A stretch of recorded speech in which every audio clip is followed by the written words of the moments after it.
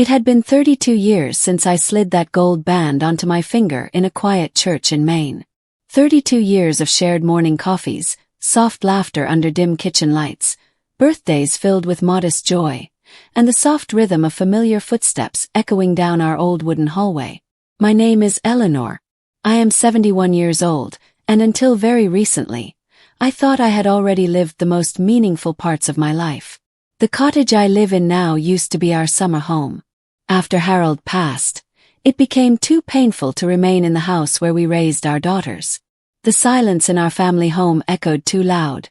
Every cupboard, every floorboard, every wall knew us too well. So I came here, to this smaller, quieter place by the sea, where the wind could carry my grief a little further out each day. It was a Tuesday morning, cold and unassuming. I remember that because I had trouble getting the fireplace to light. I was wearing my soft wool cardigan, the one Harold hated because it made me look like a walking cloud, he used to say. I caught my reflection in the mirror as I leaned over to strike another match, and I saw the ring. It looked dull that day, like it didn't quite belong to my hand anymore. I didn't take it off out of anger. Not from resentment.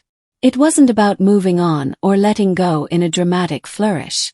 It was quiet, thoughtful, like setting a favorite book down and knowing you won't reread it again, but grateful you ever held it. I placed it in a small blue dish by the window. The same dish where I once kept seashells the girls would bring me from the shoreline. And just like that, my hand felt bare, almost childlike. I didn't cry.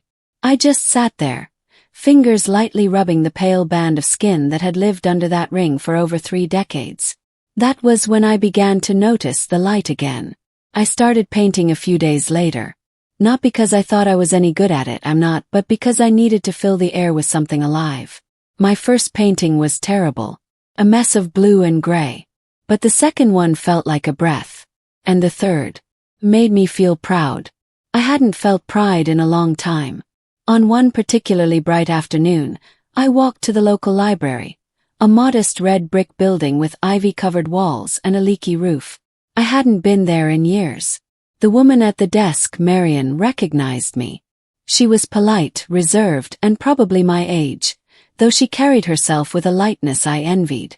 Talk. She remembered Harold. He always returned his books early, she said. You don't see that much anymore. Made me smile. That tiny detail. Like he had whispered through her. The library visits became routine. So did small trips to the local bakery, sitting by the window, sipping coffee I didn't even like just to watch people pass by. I stopped wearing makeup.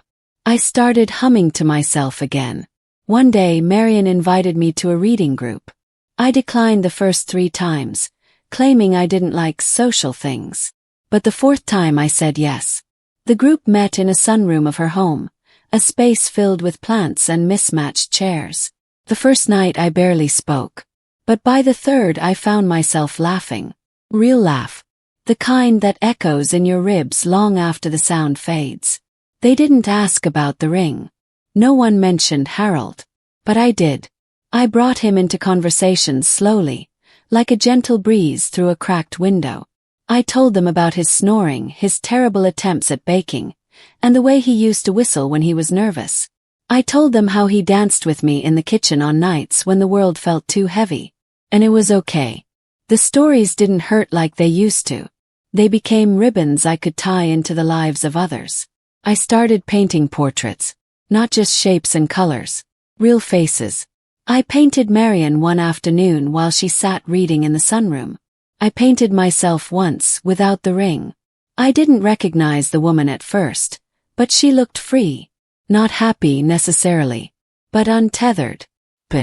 I began writing letters to my daughters. Real letters.